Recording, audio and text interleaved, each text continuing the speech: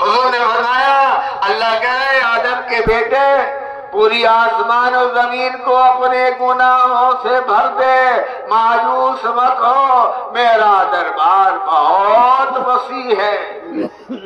حضور نے فرمایا اگر پورے دنیا کے بسنے والے انسان اللہ کے فرما بردار ہو جائیں اور کوئی بھی دنیا میں گنہگار نہ ہو، اللہ اپنی قدرت سے کچھ لوگوں کو پیدا کرے گا جو نادانی اور ناسمجھی سے غلطی کرے تاکہ اللہ ان کی توبہ کو قبول کرے۔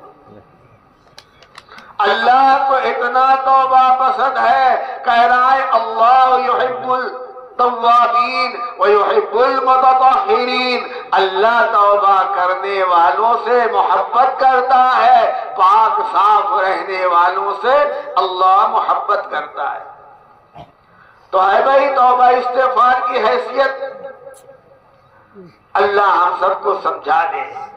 جب تک آسمان آنسو بہاتا نہیں، زمین میں سبزہ آتا نہیں، جب تک انسان اپنے گناہوں پہ روتا نہیں، اس کی دل کی دنیا آباد نہیں ہوتی۔ رونا بنیاد ہے، معافی مانگنا بنیاد ہے۔ ایک بادشاہ بیمار ہوا، بادشاہ کے حکیم و ڈاکٹر پہنچ گئے بادشاہ کو دیکھنے کے لیے۔ ایک بڑا پرانا غریب اللہ والا یہ بھی پہنچ گیا بادشاہ کے بنگلے میں، سب نبض دیکھ رہے ہیں اور یہ دعا پڑھ رہا ہے اذهب الباس رب الناس اشف وانت الشافی لا شفاء الا شفاء، یہ پوری دعا پڑھ رہا ہے اور کہہ رہا ہے لا طہور انشاءاللہ، یہ حضور کی بتائی ہوئی دعاؤں کو پڑھ رہا ہے اور دم بھی کر رہا ہے۔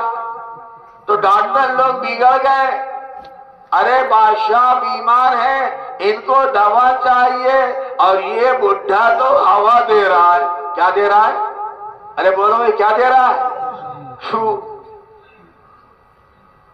اللہ والے ڈرتے نہیں کسی سے۔ بعد یہ اللہ والا بگڑ گیا حکیموں پر اور ڈاکٹروں پر، بادشاہ کے حکیم و ڈاکٹر بگڑ گیا اور اب اتنا برا بھلا جائز حد میں کہا کہ حکیموں کا بدن غصے سے کانپنے لگا اور چہرہ بالکل لال ہو گیا اور بدن اسپرنگ کی طرح ہلنے لگا۔ تو یہ اللہ والے نے کہا حکیم صاحب آپ تو کہہ رہے تھے ہوا سے کچھ نہ ہوا، ہوا میں چلی گئی، بادشاہ کو دوا چاہیے، میں نے جو آپ کو برا بھلا کہا وہ بھی تو ایک ہوا تھی، وہ ہوا میں اڑ گئی، لیکن آپ کا چہرہ لال ہو گیا، غصے سے آپ کانپنے لگے، میری ہوا میں اتنا اثر ہے تو اللہ کے نام میں اثر نہیں ہے۔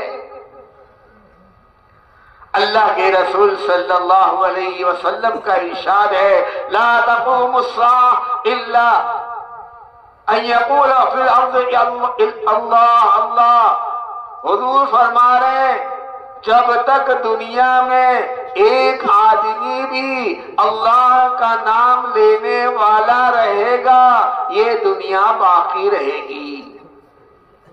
تو کس میں طاقت ہے؟ ارے بولو بھائی، اس میں طاقت ہے، اللہ اس کے کہنے میں طاقت ہے۔ پوری دنیا بچی ہے اللہ اللہ کہنے سے، تو ہمارا گھر بچے گا کیسے؟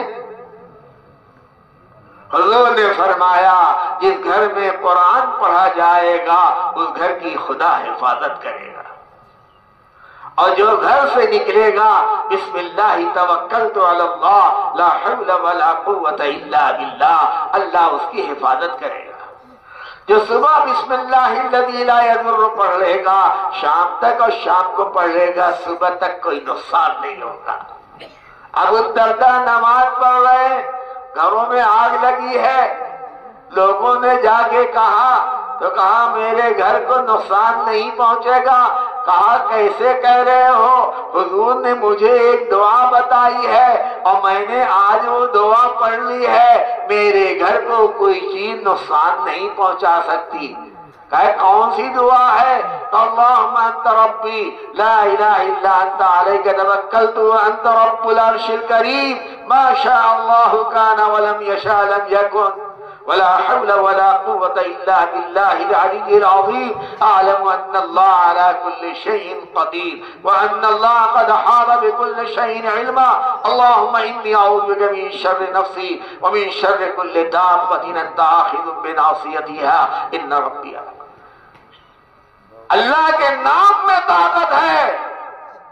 حضور فرماتے ہیں جب تک چڑیا اللہ کا نام لیتی ہے شکار ہونے سے بچی رہتی ہے، مچھلی جب تک اللہ کا نام لیتی ہے شکار ہونے سے بچی رہتی ہے، درخت جب تک اللہ کا ذکر کرتا ہے ہرا بھرا رہتا ہے، جب ذکر سے غافل ہوتا ہے تبھی کلہاڑا چلتا ہے۔ ہر چیز کی حفاظت اللہ نے اپنے نام میں رکھا ہے۔ ایک بزرگ گئے اپنی بچی کو لے کے گئے شکار کرنے، مچھلی کا شکار کرتے رہے اور بچی کو دیتے رہے۔ جب اٹھے تھیلا اٹھایا خالی، ارے بچی مچھلی کیا ہوئی؟ کہا ابا آپ مچھلی دیتے رہے اور میں دریا میں ڈالتی رہی۔ ایسا کیوں کیا؟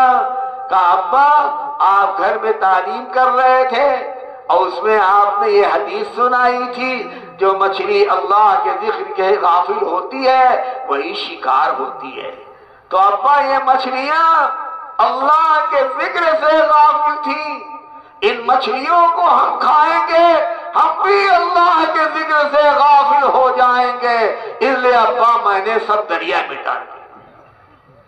بچیوں تک کا یقین تھا ہماری حفاظت اللہ کی یاد میں ہے اور ہماری بربادی اللہ سے غفلت میں۔